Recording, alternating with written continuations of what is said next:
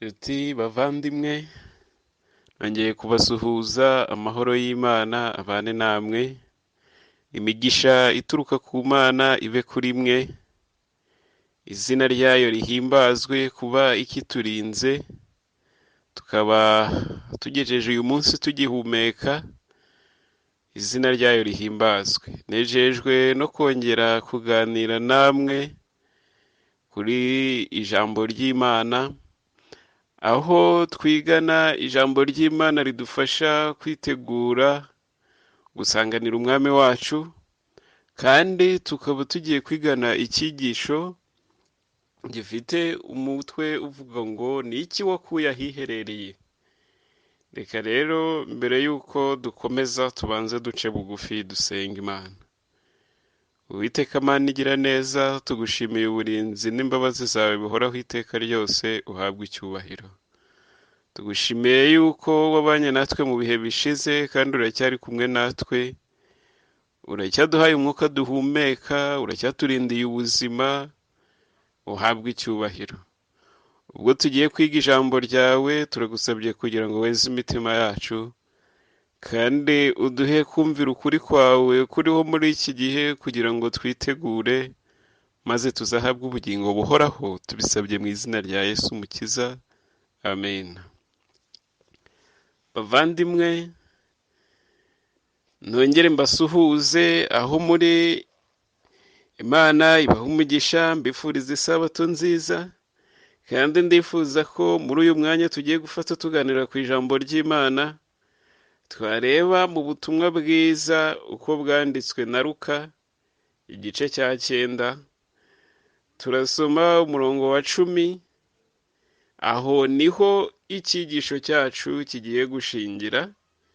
Turakomeza n'indi mirongo, kandi ndizera ko Mwuka w'Imana ari burushaho kugenda bisobanura kuruta uko umuntu yabisobanura, kuko nta mbaraga y'umuntu ishobora guhaza abantu bose bari ku isi, ariko Yesu Kristo wenyine we mugabura w'ukuri abasha guhaza imitima. Naho umuntu we icyaba ariho ni ukubera mikoro, kugira ngo Imana igire amagambo icisha muri we, ariko si kubw'umuntu, si kubw'imbaraga z'umuntu zatuma icyigisho cyumvikana, ahubwo ubuntu bwa Kristo bwonyine. Kristo mu mutima w'umuntu niwe ubasha gutuma ijambo ryumvikana neza, nk'uko n'isezerano rye riri yuko tuzigishwa n'Imana. Reka rero mbararike kugira ngo dufatanye kwiga iki cyigisho tugiye gusanga mu butumwa bwiza uko bwanditswe na Luka mu gice cya 9, turuhereye ku murongo wa 10. Umutwe w'amagambo uravuga ngo Yesu ahaza abantu 5,000. Yesu ahaza abantu 5,000. Hano turaza kubona iby'umurimo Yesu yakoze. Yesu yohereza intumwa ngo zije kuvuga ubutumwa. Muri uko kujya kuvuga ubutumwa, igihe zagarukaga zivuga ibyo zakoze, cyangwa se ibyo zakoze kuko yari yazihaye ubutware, ndetse rwose ziragenda umurimo zirawukora. Igihe zagarukaga zaje zitanga raporo y'ibyo zakoze. Hanyuma umurongo wa 10 uravuga ngo intumwa zigarutse zitekerereza Yesu ibyo zakoze byose, arazijyana azihererana ahegereye umudugudu witwa Betsaida. Abantu babimenye baramukurikira, arabakira, avugana nabo iby'ubwami bw'Imana, n'abashaka gukizwa arabakiza. Izina ry'Imana rihimbazwe. N'abashaka gukizwa arabakiza. Nuko umunsi ukuze, abo 12 baramwegera bati, sezerera abantu ngo bajye mu birorero no mu ngo biri hafi, bacumbike babone ibyo kurya, kuko aho turi ari mu kidaturwa. Arababwira ati, mubari mwe mubagaburira. Bati, dusigaranye imitsima 5 n'ifi 2, keretse twagenda tukagurira aba bantu bose ibyo kurya. Bari abagabo nk'5,000. Nuko abwira abigishwa bati, nimwicaze abantu inteko yose ibe 50. Babigenza batyo, barabicaza bose. yenda ya mitsima 5 n'ifi 2, arararama areba mu ijuru, arabishimira, arabimanyagura, abiha abigishwa be ngo nabo babishyire abo bantu. Nuko bararya bose barahaga, bateranya ubuvungunyukiro busigaye bwuzura intonga 12. Izina ry'Imana rihimbazwe. Ahangaha turimo turaganira ku ijambo rivuga ngo niki wakuye ahiherereye.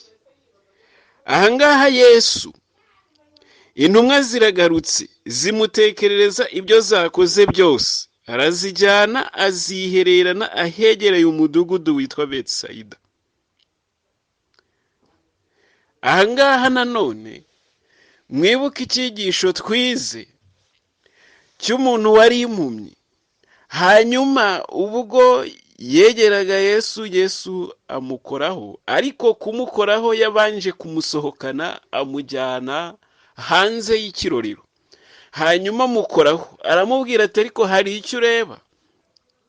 Undi aravuga ati ndabona abantu basa n'ibiti bigenda. Icyo cyigisho twarakiganye. Ariko noneho uyu muntu ngo byabaye ngombwa ko Yesu amukura mu bantu. Ahangaha nabwo nanone twongera kubona Yesu ajyana intumwa ahiherereye umudugudu witwa Betsayida. Nuvuga ngo arazisohokana azijyana ahiherereye, muze muruhukeho gatoya hanyuma tuganire ku by'umurimo. Ibi ngibi ntabwo ari ibintu byabaye kuri aba ngaba gusa. Iyo turebye mu mateka dusanga hari n'abantu Yesu yagiye yihererana nabo, kandi uyu mwiherero wavagamo ikintu gikomeye cyane, kuko byabaga biri guteguriza ikindi kintu kigiye gukorwa. Urugero, Mose ajyanwa mu butayu, ajya kuragira intama mu butayu bw'Imidiyani, akazajya yirirwa aragira intama. Aho ngaho niho yitoreje uburyo bwo kuzajya kuyobora ubwoko bw'Abisirayeli. Abantu b'Imana bagiye banyura mu bihe bikomeye nk'ibyo ngibyo. Iyo turebye umugaragu w'Imana Dawidi, uwo nguwo nawe ahantu yaturutse yaragiye kuragira intama iyo ngiyo, ndetse byabaye ngombwa ko ava iyo ngiyo mu kuragira intama, hanyuma aza kurererwa mu rugo rwa Sawuli, atangira kwiga ibyerekeranye n'iby'ibwami kuko yendaga kuzaba umwami. Aho ngaho rero mu butayu aho yararagira intama za se, aho ngaho niho yarwanaga n'intare, aho ngaho niho yahuye n'ibirushya byinshi, kandi aho ngaho yahatorejwe gukora umurimo w'Uwiteka. Aho ngaho yahaboneraga icyubahiro cy'Imana, nk'uko Mose nawe muri ya misozi y'Imidiyani yahaboneraga icyubahiro cy'Imana. Hanyuma imico ikaremwa. Ahangaha rero nanone twongera kubona Yesu nawe mu buryo yabayeho, ntabwo yabaye umuntu uwaho ngaho utajya yiherera ngo ajye kwihererana n'Imana ye. Tubona n'uwamubanjirije uriya witwa Yohana Umubatiza, nawe yagiye ahiherereye ngo yiberaga mu butayu, akajya atungwa n'ubuhura, na ndetse n'imyambaro yambaraga yari imyambaro itangaje cyane. Mbega ukuntu Yesu akeneye abantu muri iki gihe ngo twihererane nawe, hanyuma tubone kujya gukora umurimo w'Imana. Yesu rero n'aba bigishwa barabareba ati nubwo muvuye ku murimo, ariko hari ikintu gikeneye kugira ngo muze twiherere, hanyuma twongere tuganire ku uyu murimo, mbabwire n'ibyangombwa bisabwa kugira ngo uyu murimo w'Imana urusheho kugenda neza. Rero Yesu aragukeneye cyane kugira ngo mubane ahiherereye. Ibi ngibi ntabwo bigarukira ahangaha gusa. Mwibuke ibya Mose igihe yamaranaga n'Imana iminsi 40. Amarana n'Imana iminsi 40 ku musozi wa Sinayi. Aho ngaho naho yari ahiherereye aganira n'Imana. Imana igenda imuha iby'amategeko 10, imubwira uburyo agomba kuyobora Abisirayeli. Ibyo byose Mose amanana n'Imana icyo gihe. Na ndetse n'umugabo witwa Eliya tubwirwa mu mateka, iminsi 40 yayigenze. Imana yari imaze kumugaburira ahantu yari aryamye yahunze. Imana iramubwira iti Eliya urakora iki aho ngaho? Arabwirwa ngo byukurye. Ati byukurye kuko urugendo ari rurerure. Hanyuma ngo Eliya ararya ibyo kurya yariye, yabigendanye iminsi 40 n'amajoro 40. Imana iragukeneye ahantu hiherereye. Ahubwo ikibazo ni iki ngiki ngo mbese aho hiherereye wahakuye iki? Ko intumwa mu gihe zari zitegereje Mwuka Wera zamaze iminsi 40, hakiyongeraho indi 10, iminsi ikaba 50, zikahava zihakuye Mwuka Wera. Yesu nawe mu gihe yari amaze kubatizwa ngo ajyana n'umwuka mu butayu, amarayo iminsi 40 n'amajoro 40 atarya. Aho ngaho yahegukanye intsinzi, amaze gutsinda Satani ku kigeragezo kirari Yesu yari yageragereshejwe. Hanyuma araza akora umurimo, kandi ibyo byose yabikoreye njyewe nawe kugira ngo tubone ubugingo buhoraho. None nshuti muvandimwe, aha hantu hiherereye mbese wowe waba warahakuye iki? Iminsi 40, iminsi 40, abandi 50, none ku mudivanisi w'umunsi wa 7 uri hano mu Rwanda, iminsi 40 ya korona, uri mu kato, wabwiwe kuguma mu rugo. Ukwiriye gutekereza cyane, mbese iminsi 40 uhereye igihe itangazo ryatangiwe ku itariki 21 ngo abantu bose bagume mu rugo, kurinda kugera ku itariki bafunguriyeho iminsi 40 irimo kurengaho nk'iminsi 2, yabigusigiye iki? Ahiherereye wahakuye iki? Iri jambo ry'Imana rero niryo tugiye gusesengura, turebe ese mpakuye iki? Byaba ari akaga gakomeye ubaye nk'umugabo witwa Yona. Mbese byashoboka yuko ahangaha Imana yari irimo gushaka Yona, n'uyu munsi nawe muri iyi minsi umazemo, muri kariya kaga umazemo iminsi, wakwita ngo ni akaga, ariko nabyo biri mu neza y'Imana kugira ngo urusheho gusobanukirwa n'urukundo rw'Imana, kugira ngo urusheho gusobanukirwa n'inshingano wirengagije wagombye kuba warakoze. Hanyuma uyu munsi wa none Imana ikaba irimo kubaza ngo mbese ku iminsi 40 yose mudivanisi uri mu Rwanda uyimaze bakubwira ngo ugume mu rugo, ese ni iki ukuye aho ngaho hiherereye? Byashoboka ko, ndatinya cyane ko ushobora gusohoka umeze nka Yona. Yona nubwo yamaze iminsi 3 mu nda y'urufi, urufi rukaza rukamuruka ku nkengero y'inyanja, akongera gutumwa, ariko byari birimo ibibazo, kuko Yona ntabwo yari yagahindutse neza. Aba bigishwa rero nabo ni iki cyababayeho? Yesu arababwira ati muze ahiherereye umudugudu witwa Betsayida. Abantu babimenye baramukurikira, arabakira, avugana nabo iby'ubwami bw'Imana, n'abashakaga gukizwa arabakiza. Dushima Imana yuko nubwo ibibazo byabaye, ariko abashatse gukizwa barakijijwe, kandi abashatse ubuntu bw'Imana barabubonye, kuko babonye n'igihe gihagije cyo kuganira na Yesu. None uyu munsi wowe aho hiherereye bimeze bite? Ijambo ry'Imana rirakomeza. Ijambo ry'Imana ritubwira iki ku byerekeranye n'aha hiherereye? Iyo turebye mu nyandiko z'umwuka w'ubuhanuzi, dusanga mu gitabo cyitwa Uwifuzwa ibihe byose, ku cyigisho kivuga ngo muze muruhukeho hato, ni ku ipaji ya 234, ni igice cya 38. Bavuye mu rugendo rwabo, intumwa ziteranira aho Yesu ari, zimubwira ibyo zakoze byose n'ibyo zigishije. Arazibwira ati muze mwenyine ahiherereye, aho abantu bataba, muruhukeho hato, kuko hari benshi banyuranamo bikaba ari urujya n'uruza, babura uko barya. Buriya nshuti bavandimwe, ndagira ngo nkubwire ko uyu munsi hari ibintu byinshi byari byaraguhujije ku rwego udashobora kubona uko urya. Niyo mpamvu ahangaha ngo bavuye mu rugendo rwabo, intumwa ziteranira aho Yesu ari, zimubwira ibyo zakoze byose n'ibyo zigishije. Arazibwira ati muze mwenyine ahiherereye, aho abantu bataba, muruhukeho hato, kuko hari benshi banyuranamo bikaba ari urujya n'uruza, bakabura uko barya.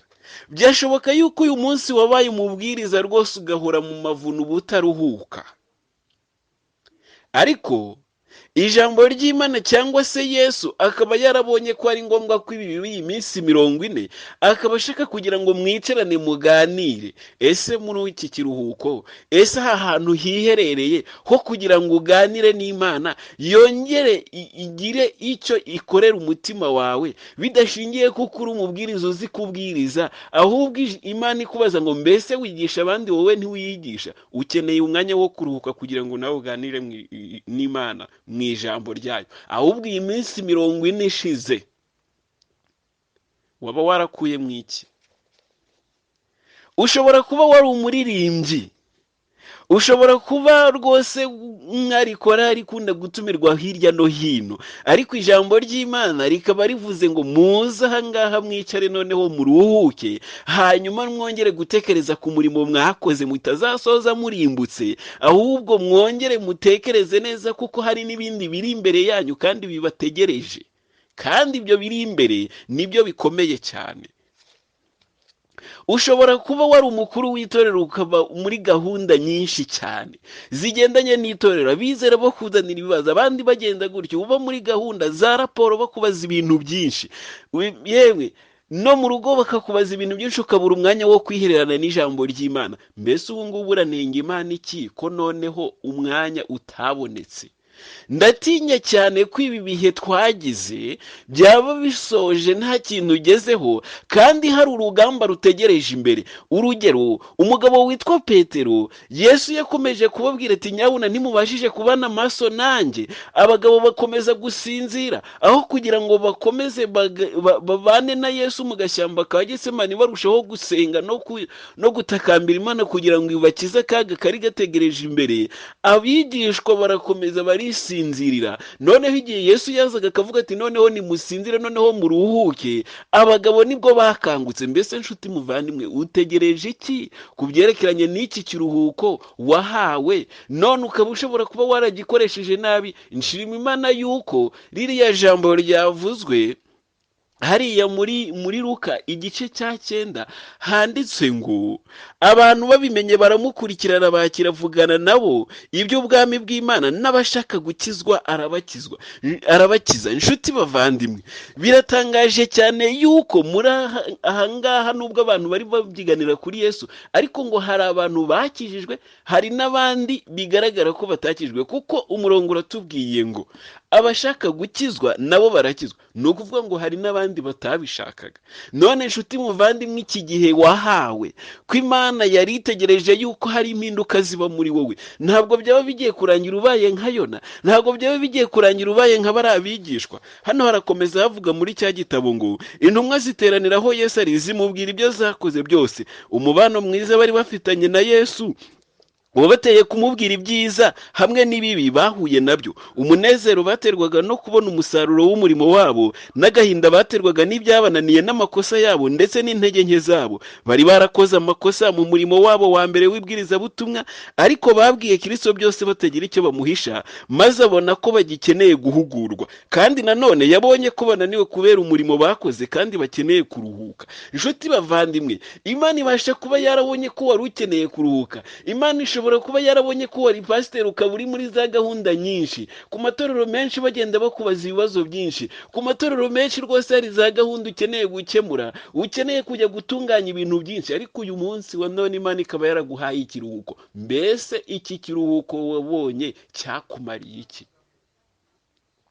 Ushobora kuba wari korari, ushobora kuba wari umuhanzi w'indirimbo ku giti cyawe, ushobora kuba wari umudiyakoni. Natangajwe cyane, ntangazwa cyane n'uburyo abadiyakoni bitangira umurimo. Birani byiza rwose, mbega imirimo bakora, mbega ubwitange bagira mu rusengero, ariko bakeneye kwicarana na Yesu kugira ngo baganire. Niyo mpamvu igihe cyari gikeneye kugira ngo baruhuke. Mbese nshuti bavandimwe, ndagira ngo mbabwire ngo abantu bateye gukomeza kuriganywa n'uburiganya bwa Satani. Erega nubwo habayeho koroshya kwigisha ibyerekeranye n'ibi bihe turimo. Eregana n'ubu ngubu Imana iracyategereje kugira ngo abantu baruhuke. Mbese mwari mwarabonye aho abantu bari basigaye barirunduriye mu rwego rwo gukora, bagakora amasaha 28 kuri 28, aricyo cyitwa ngo ni ugushaka ubuzima. Kandi Imana ubwayo niba imaze guhindura umutima w'umunyabyaha, imuha n'amategeko yo kwirinda kandi ikamuha n'igihe cyo kuruhuka. None nshuti bavandimwe, leta ubwayo niyo yashyizeho gahunda, iravuga iti abantu saa 2 bakwiriye kuba bageze mu ngo. Mbese nshuti muvandimwe, uracyatekereza iki ku byerekeranye n'iyi gahunda ko Imana arimo kugenda yisohoreza, noneho ikoresheje n'inzego za leta kugira ngo abantu bate gukomeza gutagangara? Ndatinya cyane ko kubwo kuba wawura ikintu ukura hiherereye byaba bigiye gutuma muri iyi minsi babashe kuba barekuye abantu ngo bakore, ugiye kongera gukora, bigatuma noneho umuntu akora gatuna mwene ku rwego abantu bashobora gukora ntibibuke yuko hari Imana ibafitiye ubugingo kandi ishaka kububaha, bakibagirwa Imana, hanyuma bagakora bakageza ubwo rya jambo ryo mu byahishuwe risohora ngo abaramya inyamaswa n'igishushanyo cyayo ntibaruhuka ku manywa na nijoro. Mbese nshuti muvandimwe, wabonye uburyo Imana inezezwa n'uko abantu babasha gukora kandi bakaruhuka, ndetse n'ubwonko bugasubira ku gihe, abantu bakarushaho gutekereza neza? Ndagira ngo nturiganwe n'uburiganya bwa Satani, kuko uburiganya bwa Satani buri mu nzego nyinshi. Mbese nshuti bavandimwe, ubu ngubu hari igishuko Satani yari yarateje abantu ku byerekeranye n'imikorere, ku byerekeranye no kujya muri za siporo. Ugasanga abantu, imiryango imwe n'imwe yari itangiye kugenda itandukana ku rwego Satani yari yarakuruyemo ikintu cyitwa irari ry'ubusambanyi. Abagabo bakirirwa bajya muri za siporo mu mihanda, bakirirwa nabo abagore bagenzi bo basengana, ndetse ugasanga ibintu byateje impagarara mu miryango ku buryo abantu bari baramaze gutandukana n'imiryango yabo kubera kwitwaza ngo bagiye muri siporo. Kumba abagabo nibwo barimo kugenda baheheta abagore b'abandi. Ibyo ngibyo Imana ibibonye nabyo yemera ko n'iki gihe kiba, na ndetse leta nayo iravuga iti abantu bakorere siporo mu ngo. Mbese nshuti bavandimwe, ninde wigeze abikirema kuba yavuga ati nabaye ikirema kubera ko nakoreye siporo mu ngo? Ndagira ngo iki kintu abantu bajye barushaho kugitekereza. Hari uburyo, ntabwo mvuze ko siporo ari mbi, ariko uburyo bwose Satani agenda butegeramwo abantu ku rwego abantu bashobora kwishingikiriza ko bakora siporo, naho Satani nawe hari ikindi kintu agendereye. Mbese nshuti bavandimwe, mbese ibi bintu iyo ubitekereje ubibona ute? Ahari ibi bintu bishobora kuvuga abantu bakavuga bati ni amagambo y'umubwiriza, ariko abantu ntabwo bazi uburyo Satani akora. Niyo mpamvu abantu bari bakeneye ikiruhuko kugira ngo buri wese amenye ko nabonye abantu benshi bagenda bahererekanya n'uburyo siporo zakorwa, abantu bakazikorera mu rugo bakagira bate, na ndetse byaba na byiza n'abantu bagiye bakora siporo, umuntu agakora na siporo n'umugore we, cyangwa se akaba abasha gukora siporo mu buryo bwihariye. Mbese nshuti bavandimwe, ibi bintu bibasha kuba byageza abantu hehe? Ko Satani agenda akurura umuntu mu buryo mukuru zirari, mu buryo adashobora nawe gutekereza. Ibi bintu byari bimaze gufata intera ndende ku buryo Imana yemeye no gukoresha izo nzira zose kugira ngo abantu barusheho gusobanukirwa. None muri iki gihe cy'umwiherero, wowe n'Imana mwaba mwaraganiriye bingana iki ku buryo uyu munsi ibyo imaze kugutekera biri bugufashe kwinjira mu gihe cy'akarengane kari imbere yacu? Ahangaha rero aba bigishwa bari bakeneye kugira ngo babwirwe ibyerekeranye n'amakosa yabo. Niyo mpamvu hano kuri iyi paje ya 244 handitse ngo mu gitabo uwifuzwa ibihe byose, ikiruhuko Kristo n'abigishwa be bafashe nticyari cyo kwishimisha. Igihe bamaze bari mu mwiherero ntiwari uwo kwishakira umunezero.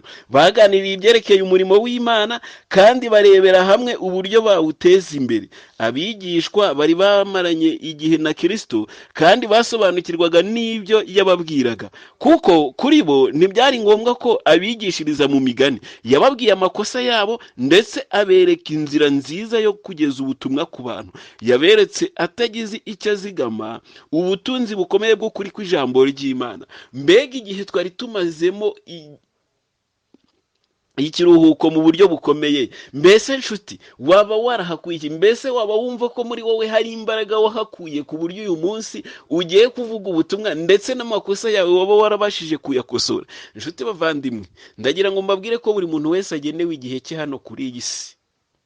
Nayo mpamvu Yesu bamubajije ikibazo, baramubaza bati mbese ubwami bw'Imana buzaza ryari? Arababwira ati ubwami bw'Imana ntibuze ku mugaragaro, kandi nta n'umuntu uzababwira ngo nguburiye, atari ko ubwami bw'Imana buri hagati muri mwe. Yesu icyo gihe ari mu murimo we hano kuri iyi si, ndongera mwibutse yuko ku Bayuda bari baragenewe igihe cyabo, bari baragenewe ibyumweru 70. Ibyumweru 70 biraba birarangira. Ibyumweru 7 bya mbere ariyo myaka 49 irarangira, bagombaga kubaka bagasana, hanyuma mu byumweru 62 bagasubizaho impavu n'imiharuro. Icyumweru cya nyuma Mesiya agakurwaho.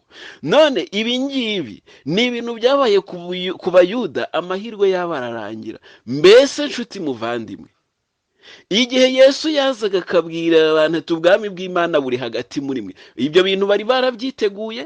Nshuti muvandimwe, tekereza ko nawe wahawe igihe cyo gusana urusengero rwawe, wahawe kugira ngo usubizemo ibyari byarangiritse, bya bindi Satani yasahuye akabikuramo, na ndetse Yesu Kristo akaza akaba yifuza kugira ngo yimike ubwami bwe.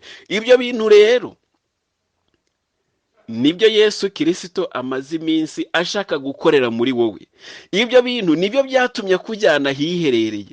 Ibyo bintu nibyo bigiye gutuma marayika uvugwa mu Byahishuwe igice cya 18 amanukana ubwiza. Mbese muri buka ibyerekeranye n'ubuturo bwera, ndagira ngo mbabwire neza yuko mu gihe bariya Bayisiraheli cyangwa se Abayuda bari barimo gusubizaho impavu n'imiharuro biki, ubwoko bw'Imana bwagombaga kwitegura ko Yesu Kristo we buturo bwera agomba kuza kimikwa muri bo.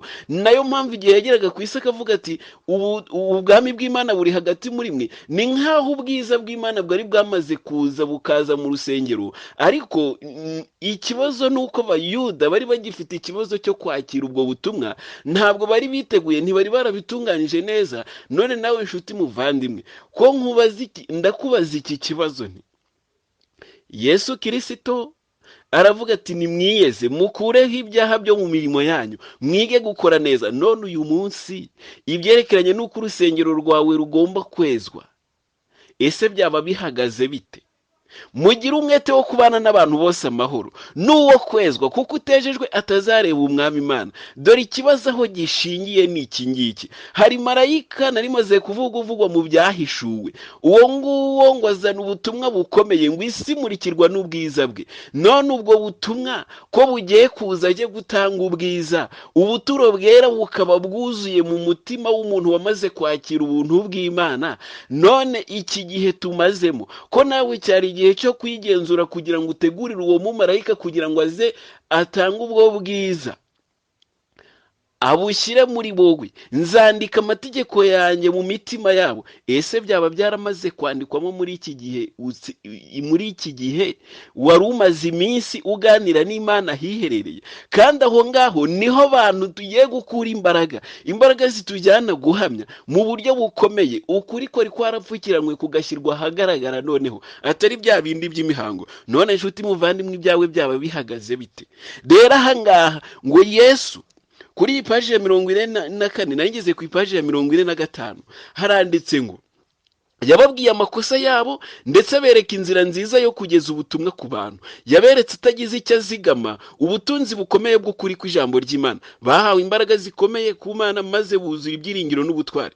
Nubwo Yesu yakoraga ibitangaza agaha abigishwa b'ubushobozi bwo gukora ibitangaza, yahaye amabwiriza abagaragu be bari bananiwe kujya hitaruye maze bakaruhuka. Ubwo yavugaga ko imirima yeze ariko abasaruzi ari bake, ntabwo yasabaga abigishwa gukora bataruhuka, ahubwo yaravuze ati nuko rero mwinginge nyir'ibisarurwa yohereza abasaruzi mu bisarurwa bye. Imana yahaye buri muntu wese umurimo akora ukwiranye n'ubushobozi bwe. Nicyo gituma itifuza ko hari bamwe baremererwa n'inshingano mu gihe hari abandi badafite ibibaremereye kandi nta birusha intekerezo zabo. inshuti bavandimwe, nababwiye ngo hari Imana ishobora kuba yari ibona ko wahugiye muri za gahunda zo mu idini gusa, ikaba ishaka kukwihererana kugira ngo nawe muganire bitazasoza urimbutse kandi warabwirije ubutumwa. None ahiherereye wahakuye iki? Ntinya ko abantu muri iki gihe cya none bagiye gukora ku buryo bagiye guhombora ibihombo bari baragize. Hari ibintu narebaga nko ku banyeshuri nkabona ari ibintu bikomeye cyane. Mbega uburyo abanyeshuri bari bashishikariye mu gushaka ubwenge, mbega uburyo abanyeshuri bari barara batagoheka bashakisha uburyo bwose batsinda amasomo. Ariko muri iki gihe cya none bo na n'uyu munsi baracyafite n'ameza ane yo kuba batekereza. Ariko ndatinya ko cyane muri iki gihe cya none aho kugira ngo abantu abanyeshuri bajye gushaka Imana baganire nayo, baba babwiriza butumwa nyakuri, baba barimo kugenda bakirirwa birebera za filime gusa. Mbese ijambo ry'Imana rivuga ibyerekeranye n'iki? Ku byerekeranye n'iminsi y'imperuka ryaba ribivugaho iki? Mu bimenyetso biranga iminsi y'imperuka, inshuti bavandimwe, Yesu arimo arategurira abantu gukora umurimo buheruka. None ahangaha ijambo ry'Imana rivuga iki? Uko ibintu bizaba byifashe. Ndashima Imana cyane rwose ku byerekeranye n'iki gihe Imana yatanze, kandi cyari iki gihe cyo kwisuzuma kwawe. None abantu uyu munsi twari dukwiriye gutekereza cyane, mbese uyu munsi ko Imana yanyihereranye umugambi wayo wari uwuhe? Mbese ni ukugira ngo ndusheho gusaya mu by'isi? None ijambo ry'Imana rivuga iki hano muri iki gitabo cy'umwuka w'ubuhanuzi uwifuzwa ibihe byose, mu cyigisho cya 69 avuga ibye ku musozi wa Erayoni, paje 432.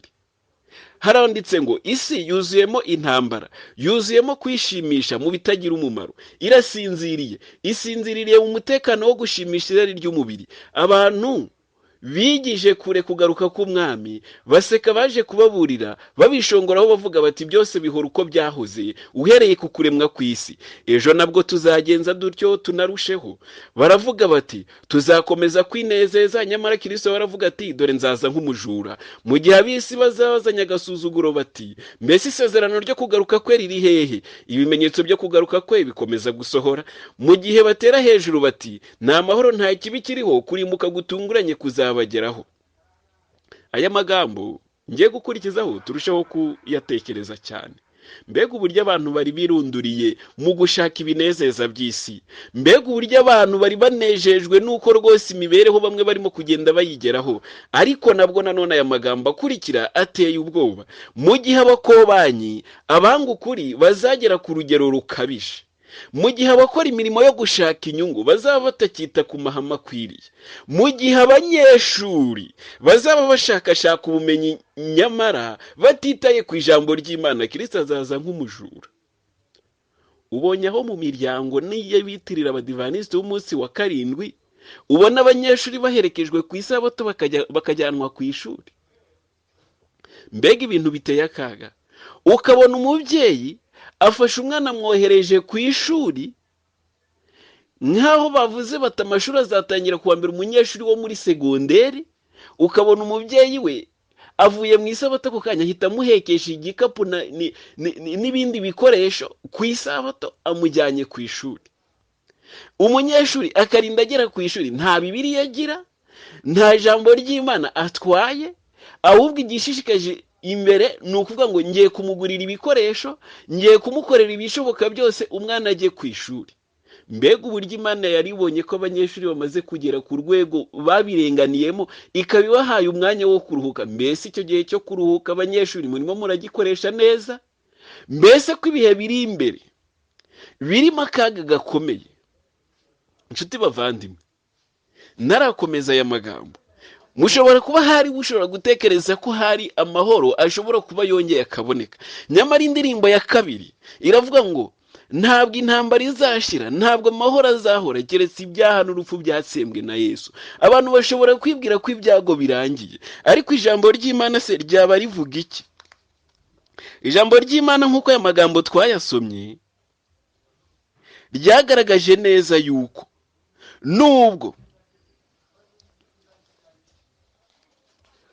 nubwo ibi ngibi biriho bishobora kugera igihe bikagira agahe gatoya bigatuza, ariko ibintu bizakomeza kwiyongera ku rwego isi ubwayo nayo izananirwa ikabona ibiza ikabona indwara z'ibyorezo, ikananirwa gukemura ikibazo gihari. Twiganye ibyigisho tubona ko neza ibi byiza nubwo bigenda biza bibasha kuba byahagarara, ariko ubu ngubu nta karaba. None nshuti muvandimwe, muri aka gahenge Imana yaguhaye waba waragakoresheje ute? Niyo mpamvu ijambo ry'Imana ririmo kugenda rigaragaza ukuri kw'ibintu biriho. Abantu twari dukwiriye kubana n'Imana cyane, abantu twari dukwiriye guhugukira gushaka Imana. Niyo mpamvu ijambo ry'Imana ryagaragaje rivuga ngo, eri nawe yita bigaragaza mu bihamya by'itorero Vuribe ya mbere, ravuga ngo neretswe abaturage b'iyi si bari mu muvurungano, intambara, kumena amaraso, ubukene, inzara n'indwara z'ibyorezo byari byuzuye mu isi. Amaso yanjye yavanywe kuri ibyo, byasaga naho hari agahe gato k'amahoro. Bisa nkaho muri iki gihe nabwo nanone ibyo byago bimaze kubaho, habaye agahe gato k'amahoro. Byashoboka ko ibi bintu bishobora kurangira hakaba agahe gato k'amahoro, ariko nanone ngo yongeye kubona iki? Nanone nongera kwerekwa abatuye isi, kandi ibintu byari byongeye kujya irudubi. Imyigaragambyo, intambara no kumena amaraso bijyanye n'inzara n'ibyorezo n'indwara byari byayogoje ahantu hose. Intambara yatumaga habaho inzara, kwifuza no kumeneka kw'amaraso byatumaga habaho ibyorezo by'indwara. Nuko imitima y'abantu iratentebuka bitewe n'ubwoba no kwibwira ibyenda kubaho. Aya magambo yanditswe mu gitabo cyitwa Umurimo wa Gikristo ku ipaji ya 51. Nawe nshuti bavandimwe, ko hashobora kuba hariho ibisa n'agahenge bishobora kuguhenda, ukaba hari wibwira ko ugiye gukomeza iterambere ryawe, ariko ndagira ngo nkubwire neza ko ukwiriye kuvoma uri menge. Nayo mpamvu ahangaha iri jambo ry'Imana ribigaragaje ku byerekeranye n'ibi bihe by'imperuka abantu turimo, rigaragaje neza yuko abantu bashobora kwibwira ko hariho ikiriho amahoro, ariko ni agahe gatoya gashobora kuba karimo guteguriza, cyangwa se ntabwo ari gashobora, ahubwo karimo guteguriza noneho ibigiye kuza biruseho.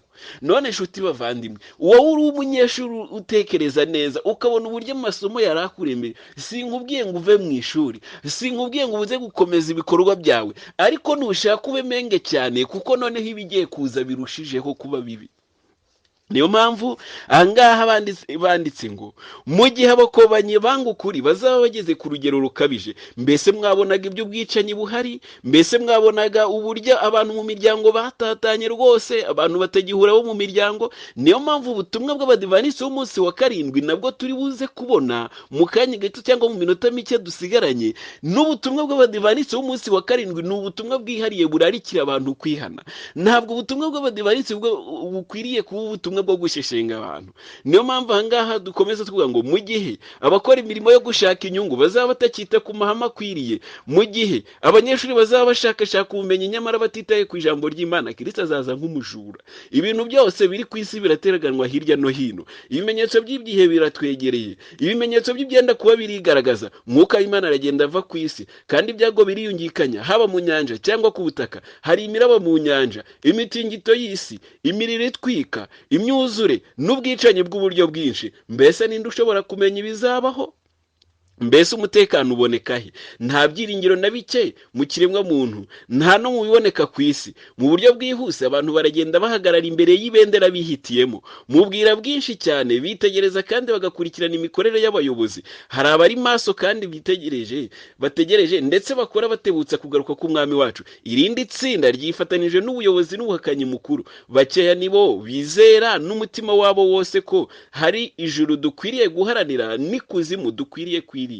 Ibihe biruhije birarushaho kutwegera, izuba rirarasa mu kirere rigakomeza kugenda mu nzira yaryo, ijuru rigakomeza gutangaza icyubahiro cy'Imana, abantu bagakomeza kurya no kunywa, kubiba no kubaka, gushyingira no gushyingirwa, abacuruzi bakomeza kugura no kugurisha, abantu bakomeje guhangana barwanira imyanya y'icyubahiro, ababaswe no kuyishimisha bahora mu nzu z'imyidagaduro, mu mikino no gusiganwa no ku mafarashi no mu mazu bakiniramo urusimbi. Baranezerewe cyane, nyamara isaha yo kurangira kw'imbabazi iri hafi, kandi urubanza rwa buri wese ruri hafi gucibwa by'iteka. Satani azi ko asigaranye igihe gito, yohereje abakozi be bose ku murimo kugira ngo bayobye abantu, babashuke, babashyire mu rujijo, kandi batume bahugirana kugeza ubwo umunsi w'imbabazi uzarangira, urugi rw'imbabazi rugakingwa by'iteka. Mbega amagambo ateye ubwoba! Nshuti bavandimwe, abadivanisi b'umunsi wa karindwi bakwiriye gutanga umuburo ku isi yuko isi igiye kurimbuka. Mbese ibi bimenyetso byose bisomwa aha, mudivanisi w'umunsi wa karindwi, waba uri uwo mu Rwanda cyangwa se uri n'uw'ahandi ubasha kumva n'iki cyigisho, ese ibi bintu niba ari ukuri koko cyangwa se ufite amaso areba? Hari korari yitwa Inkuru Nziza mu itorero rya Bibiliya ivuga ngo abafite umwuka w'Imana b'ibingibi barabireba. Nayo mpamvu abafite amaso y'umwuka bagomba kureba, bakitegereza kandi bakamenya igikwiriye gukorwa. Ijambo ry'Imana rirabigaragaje neza. Mbese nshuti bavandimwe, murabona ko Imana urukundo rwayizemera ko n'ibyago bibasha kubaho kugira ngo abantu barusheho gusubiza ubwenge ku gihe nk'uko twabyize mu byigisho byabanje. Mbese nshuti muvandimwe, niba ibyo ngibyo byarabaye kandi ukabona ko ukwiriye kwiyunga n'Imana, ese ahiherereye waba warakuyemo iki? Ijambo ry'Imana rihishuye ukuri neza. Niyo mpamvu Yesu yari akeneye abigishwa be kugira ngo bagende baganire, bige ku umurimo uburyo ukwiriye gukorwa. Mbese uyu munsi iyo turebye umurimo uburyo wagakwiriye gukorwa, usanga bihagaze bite? Ijambo ry'Imana rirakomeza kubigaragaza uburyo twagakwiriye kuba dukora. Mbese ubutumwa bw'abadivanisi b'umunsi wa karindwi ni ubutumwa buteye bute?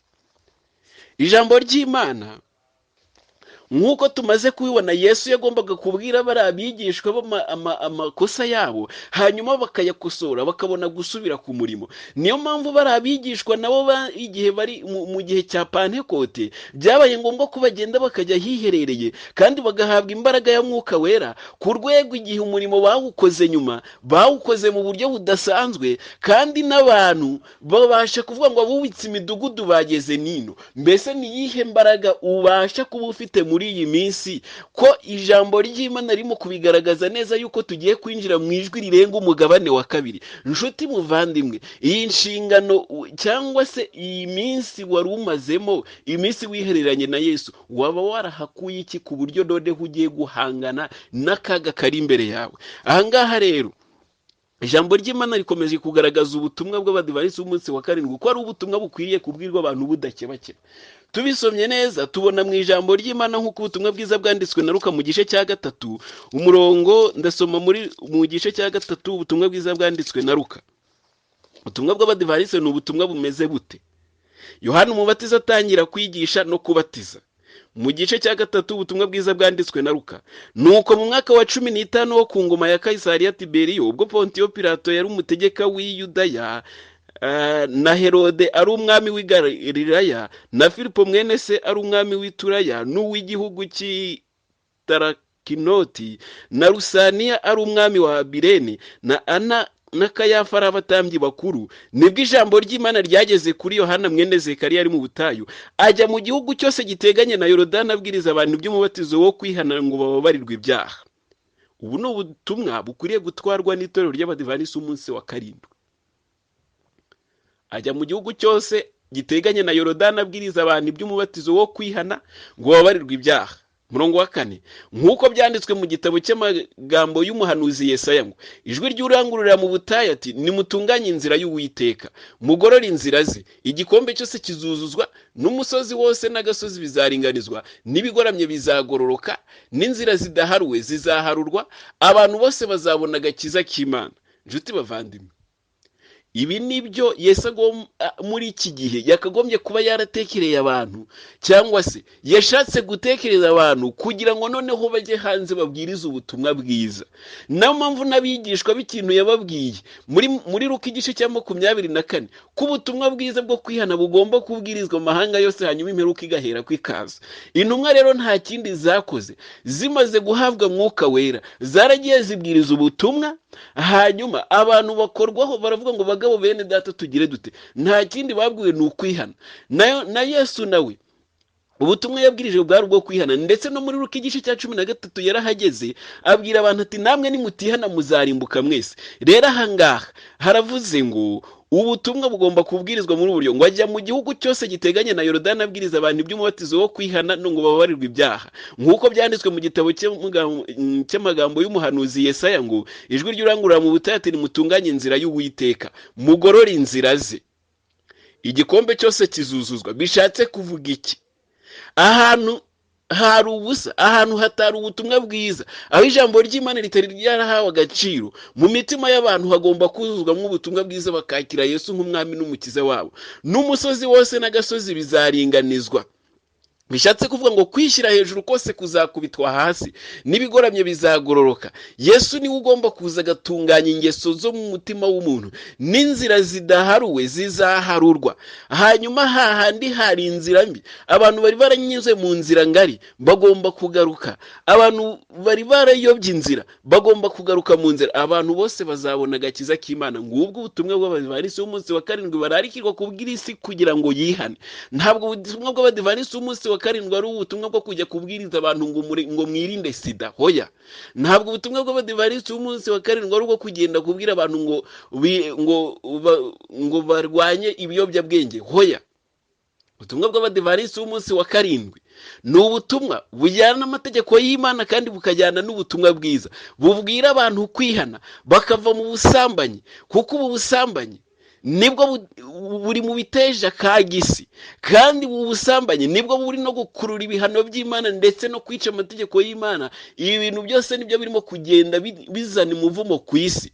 Rero Abadivantisiti b'umunsi wa karindwi ubutumwa dutwaye nubwo kubwira abantu iby'urubanza, bakagana inzira y'ubuturo bwera, bakihana ibyaha byabo bakababarirwa, bakabwirwa ko ibyaha by'ubusambanyi byugarije isi, bakabwirwa ko ibyaha byo kwikunda n'irari ibyo byose bigomba gucibwa, kandi ko niba abantu batihaniye bazarimbuka.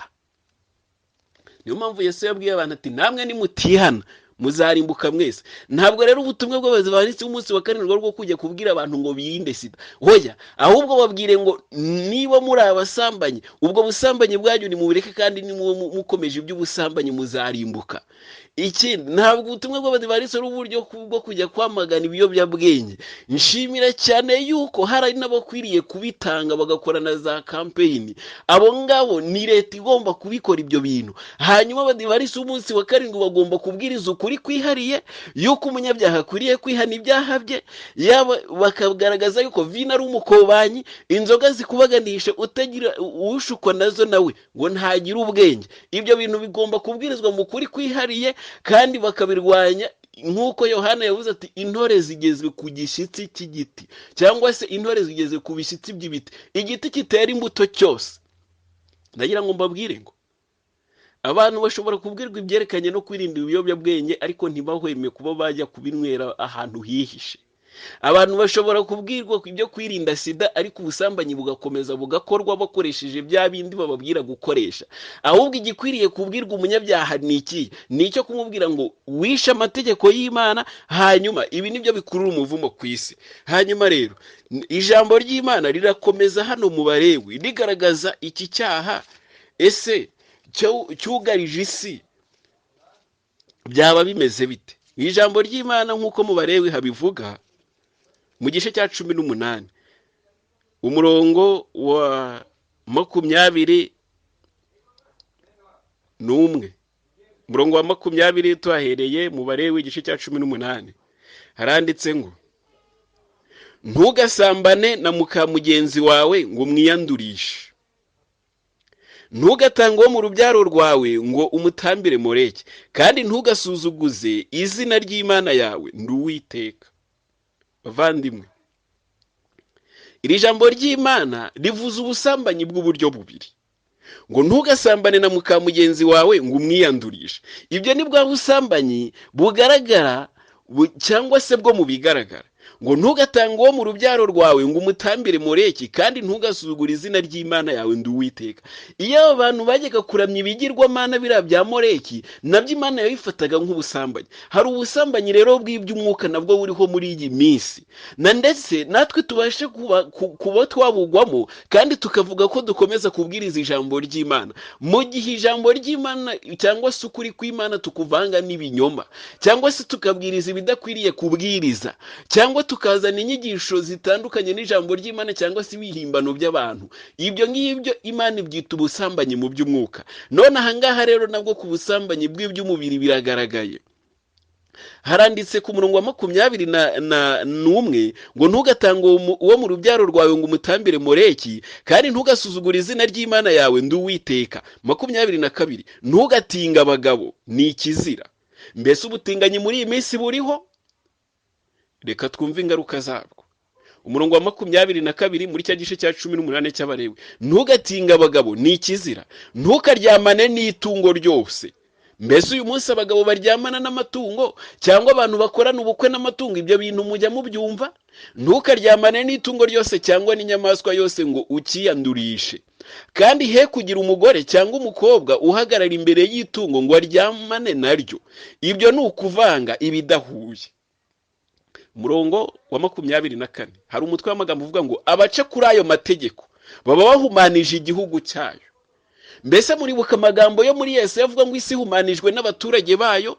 None nshuti bavandimwe, niba leta ubwayo ibasha guhagarara ikabwira abantu iti mukarabe intoki mu rwego rwo kwirinda, nyabuna abantu bareke gusuhuzanya, kuko ubwo ni ugukomeza gukwiza icyorezo.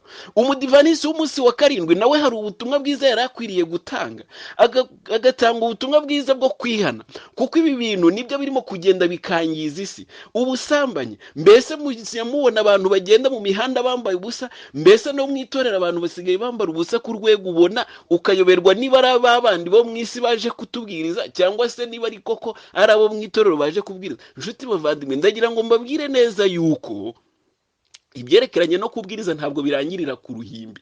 Niyo mpamvu byashoboka ko nibi byorezo byose biza kubw'ubwoko bw'Imana butavuga ukuri nk'uko kuri, ahubwo ubwoko bw'Imana bukaba bugenda bwifatanya n'isi. Niba leta ikoze uruhande rwayo rwo kugenda ibwira abantu iti nyabuna mwirinde gutya, n'umukristo nawe yakagombye kuba nawe asongerezamo akavuga ati icyari gikwiriye gukorwa nanone, nubwo bagomba gukora bakirinda, ariko nibakomeza ibyerekeranye n'ubusambanyi n'ubundi bihano by'Uwiteka bizakomeza bize. Hanyuma kuko abantu bari bakwiriye kwihana, ndetse noneho bamara kwihana Imana ikabasha gukiza bya byorezo, kandi na bya bindi leta irimo gusaba gukorwa kugira ngo abantu babashe gukaraba bagire isuku, ibyo ngibyo nabyo bikubahirizwa. None abantu barahisha ukuri bakaguca hejuru. Ijambo ry'Imana ririmo kugaragaza yuko ibintu byose ibyago byose biba ari uko abantu barenze ku mategeko yayo. Rero hano ngo bace kuri ayo mategeko baba bahumanije igihugu cyabo. Ku murongo wa 24, ntimukagire icyo muri ibyo byose mwiyandurisha, kuko ibyo byose byanduje amahanga nzirukana akabahunga, igihugu cyayo kikaba cyanduye. Nicyo gituma ngihora gukiranirwa kwacyo kikaruka abagituyemo. Nuko mwebweho mujye mwitondera amategeko yanjye n'amateka yanjye, ntimukagire icyo muri ibyo kizira mukora, naho yaba kavukire cyangwa umunyamahanga ubasuhukiyemo. Kuko ibyo bizira byose bene ibyo bihugu bakoze batuyemo imbere yanyu, icyo gihugu kikaba cyanduye. Ntimukazabikore kugira ngo icyo gihugu kitabaruka namwe nimucyanduza nk'uko cyarutse ishyanga ryatuyemo mbere yanyu. Umuntu wese uzakora icyo muri ibyo bizira, ubugingo bw'ababikora buzakurwa mu bwoko bwabo. Nshuti bavandimwe, ndagira ngo mbabwire neza yuko niba ibyaha bigikomeje, abantu bagakomeza gusaya mu byaha, abantu bagakomeza gusaya bica amategeko y'Imana, n'ubundi ibyago ntibizabura kubaho. Niyo mpamvu indirimbo ya 2 nababwiye ngo ivuga ngo keretse ibyaha n'urupfu byatsembwe na Yesu nibwo amahoro azaboneka. Naho mu gihe abantu bakijandika mu byaha, n'ubundi ingamba zose zafatwa, ibyago ntibizabura kubaho. Niyo mpamvu n'itorero ry'Imana ryagakwiriye rigahaguruka rikavuga ubutumwa nk'uko buri, ridaca ku ruhande. Igitabo cyitwa Ivugabutumwa ku ipaje y'101, ubutumwa bw'abadivanisi b'umunsi wa 7, ni ku gice cya 6 kivuga amavuna. Ubutumwa bw'abadivanisi b'umunsi wa 7, mbese muri iki gihe turimo cyegereje imperuka, twemere duhinduke nk'abisi mu migirire ku buryo batureba batuburamo imyitwarire ibereye ubwoko bw'Imana. ndimo ndasoma amagambo ari ku ipaje y'101 ku mutwe uvuga ngo ubutumwa bw'abadivanisi umunsi wa karindwi. Mbese muri iki gihe turimo cyegereye imperuka, twemere duhinduke nk'ab'isi mu migirire, ku buryo abatureba batubona imyitwarire ibereye ubwoko bw'Imana. Mbese hari umuntu ukwiriye kugurisha imico mbonera twihariye nk'ubwoko bw'Imana bwatoranijwe akayigurana indamu ab'isi bashobora gutanga? Mbese dukwiriye kubona ko abagomera amategeko y'Imana babifitemo inyungu y'agaciro gakomeye? Mbese ab'Imana yise ubwoko bwayo bakwiriye gutekereza ko hari imbaraga zikomeye kuruta izandiho? Mbese dushobora guhangara gukuraho ibimenyetso biranga ukwizera kwatumye twita abadivanisi b'umunsi wa karindwi? Umutekano wacu ntavogerwa tuwukesha guhora duhagaze mu mucyo uturuka mu bwiza bw'Imana. Izina ry'Imana rihimbazwe. Ubutumwa bw'ukuri bunejeje bwo muri iki gihe, nonaho uyu munsi wa none dukwiriye kwamamaza ukuri twifitiye icyizere kandi dufite imbaraga. Ntidukwiriye kubuvuga nk'abaririmba indirimbo zirandaga cyangwa izo baririmba bariho bashyingura abapfu. Mbega amagambo akomeye! Mbega uburyo ababwiriza muri iki gihe twari dukwiriye guhaguruka tukagaragaza ukuri uko kwakabaye, intore zikagerwa ku bishyitsi, ukuri kukava imuzi. None uyu munsi wa none abantu baratinya kuvuga ukuri.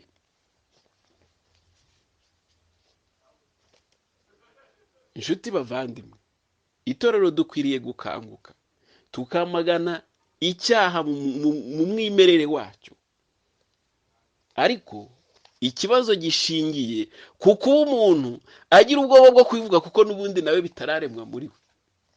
Niyo mpamvu hakenewe uburyo bwo kwiherera. Niyo mpamvu iki gihe cyo kwiherera cyabaye kugira ngo umuntu agaragarizwe amakosa ye, yaba umubwiriza, yaba umukuru w'itorero, yaba umudiyakoni, yaba iki, ave muri bya bindi yarimo. Niyo mpamvu Marita, igihe Yesu yari wawe, yamubwiye ati Marita urirushya muri byinshi.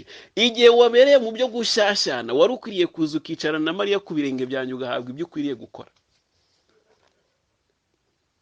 Ijambo ry'Imana rero hano riragaragaza uko ubwoko bw'Imana buhagaze. Mu gitabo cyitwa umurimo wa gikristo, ku ipaje yacyo ya 35,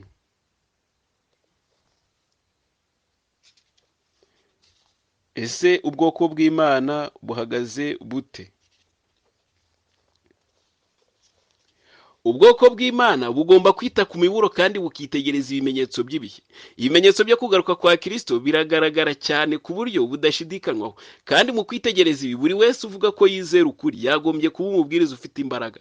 Imana ihamagara abantu bose, ababwiriza n'abantu bose ngo bakanguke. Ijuru ryose rirabihugukiye, amateka y'isi arihutira kugera ku iherezo ryayo vuba. Turi mu bihe by'akaga ko mu minsi iheruka, ukurimbuka gukomeye kuri imbere yacu, nyamara twe ntabwo turi maso. Uku kutagira icyo dukora no kubura umwete mu murimo w'Imana biteye ubwoba. Iki kinya kimeze nk'urupfu gikomoka kuri Satani. Harakomeza avuga ngo ukutizera kumeze nk'igihu kijimye cy'urupfu kuzengurutse amatorero yacu kubera ko badakoresha impano Imana yabahaye bageze umucyo ku batazi ukuri kw'igiciro cyinshi. Umwami Imana ahamagara abafite imitima yababariwe, ari wo bishimira umucyo, kugira ngo bamenyeshe abandi ukuri. Muri iki gihe Satani arashaka guheza ubwoko bw'Imana mu kutagira icyo bukora no kububuza kurangiza uruhare rwabwo mu gusakaza hose ukuri, kugira ngo iherezo nibapimwa bazasangwe badashyitse. Mbega ukuri kw'ijambo ry'Imana uburyo kugaragaye. Hano harakomeza havuga ngo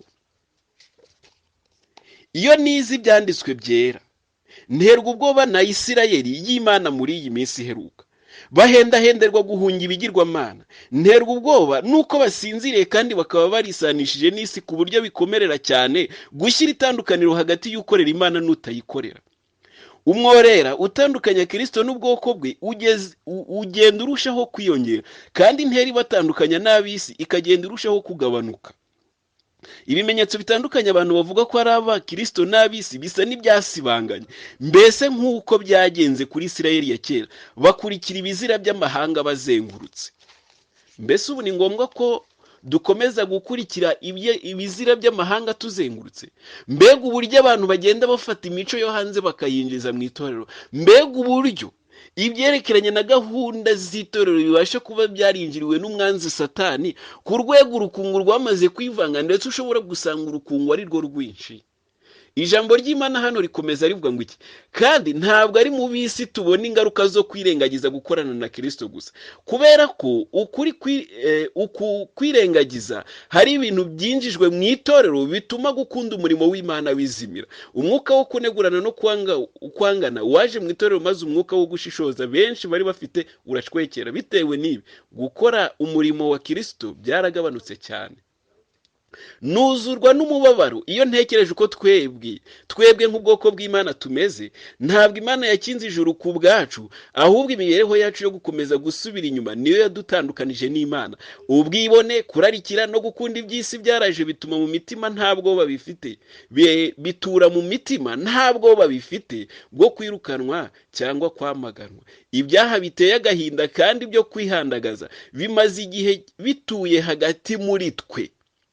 Nshuti bavandimwe, aya magambo ndimo gusoma arareba abadivarisi umunsi wa karindwi. Ni mu magambo ari mu gitabo cyitwa umurimo wa Gikristo ku ipaji ya 36. Yongeye kuboneka mu bihamya by'itorero volume ya 5, ngo ibyaha biteye agahinda kandi byo kwihandagaza bimaze igihe bituye hagati muri twe. Kandi nubwo bimeze bityo, igitekerezo rusange cy'abagize itorero nuko ngo ririmo gutera imbere, kandi ngo amahoro no guhirwa mu bya mwuka bikaba byiganje impande zose. Itorero ryaretse gukurikira Kristo umuyobozi waryo, none rishishikajwe no gusubira muri Egiputa.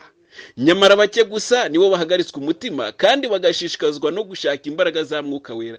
Gushidikanya ndetse no kutizera ibihamya Imana yatanze biri kwigarurira amatorero yacu hirya no hino. Icyo nicyo Satani yifuza.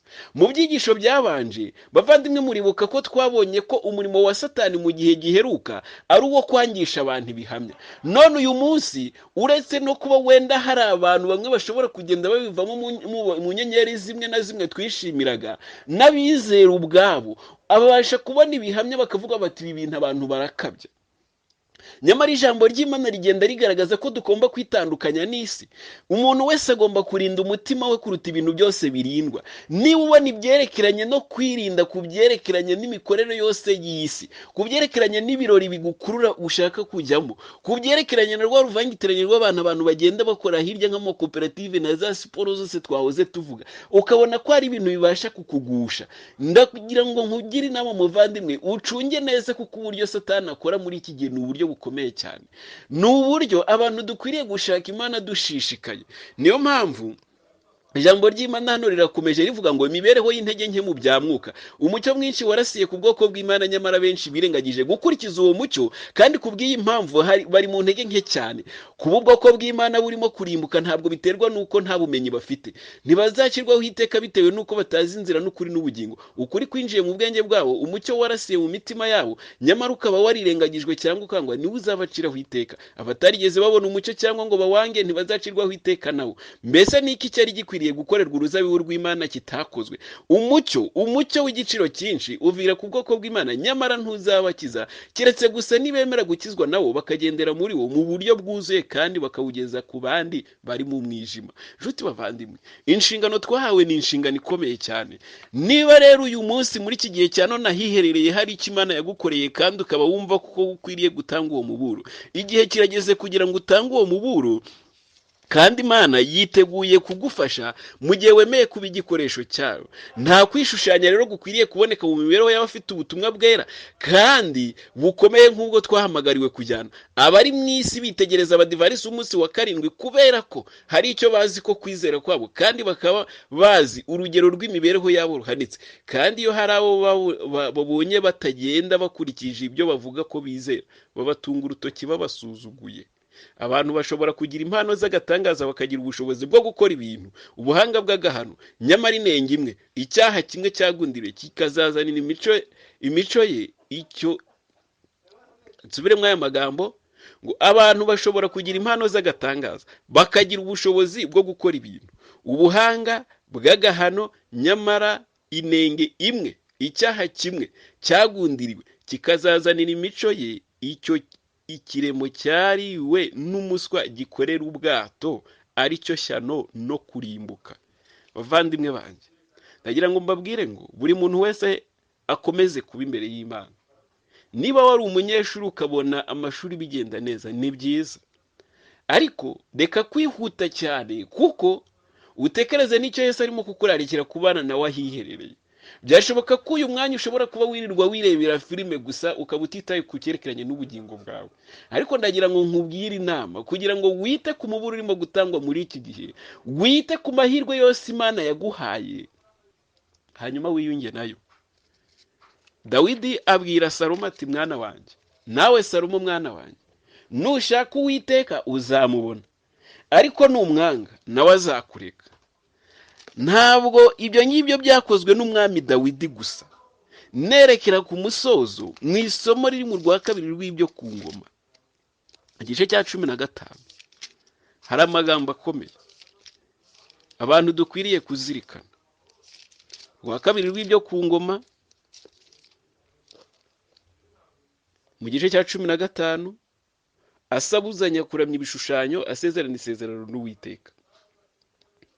Hanyuma haranditse ku murongo wa 2, Mwuka w'Imana aza kuri Azariya mwene Odedi, umurongo wa 2, ajya gusanganira Asa aramubwira ati, nimunyumve Asa namwe Bayuda b'Abenyamini mwese. Ubwo hano haranditse ngo nimunyumve Badivantisiti mwese, Uwiteka ari kumwe namwe nimuba kumwe nawe. Nimumushaka muzamubona, ariko nimumuta nawe azabata. Ubwo rero dukwiriye gusezerana isezerano n'Imana nk'uko aba Bayuda nabo basezeranye. Ku murongo wa 12 havuga ngo, maze basezerana isezerano ryo gushakisha Uwiteka Imana y'abasekuruza imitima yabo yose n'ubugingo bwabo bwose, kandi yuko utemeye gushaka Uwiteka Imana ya Isirayeli azicwa, ari uworoheje n'ukomeye, umugabo cyangwa umugore. Angaho ntabwo turi mu bwicanyi, ariko ikigenderewe nuko abantu bose bakwiriye gushaka Uwiteka, kuko igihe cyo gucira abantu urubanza cyasohoye, kandi iki gihe turimo akaba ari cyo kuvuga mu ijwi rirenga. Noneho abantu bakaza bagashaka Imana bashishikaye, kandi bakayishaka bakayigiriraho umugisha. Rero nidushaka Imana Badivantisiti umunsi wa 7 tuzayibona, ariko nituyanga nabwo izatureka, kuko inshingano twahawe niba tutayigiyemo umuvumo uzaza kuri twe. Ariko nitubigendamo neza, Imana yiteguye gufatanya natwe mu gihe rero twahawe cyo kuruhuka. Ariko twe kuba nk'abisi, ahubwo ahahiherereye icyo twahakuye kibashe kuba cyakora umurimo wacyo mu gihe gikwiriye, kandi Imana yiteguye kuwurangiza. Imana ibidushoboze mu izina rya Yesu. Reka dusenge. Mana yacu, turagushimye yuko ugena ibi bihe tukiga ijambo ryawe, kandi wemeye kutujyana ahiherereye kugira ngo tumenyeshe ibyacu byose, ibitagenda neza bikosoke, uturinde kuba abantu b'indeba, ahubwo duhe kurushaho gushaka mu maso hawe, kandi tumenye inshingano twirengagije yo kuvuga ubutumwa, bityo tubwamamaze ku isi yose, maze ubwo ugiye kugaruka vuba bidatinze tuzabane mu bwami bwawe. Ukomeze kutwunganira no kudufasha, uturinde umubi, kandi udukomereze mu buntu bwawe. Tubisabye mu izina rya Yesu Umukiza. Amen.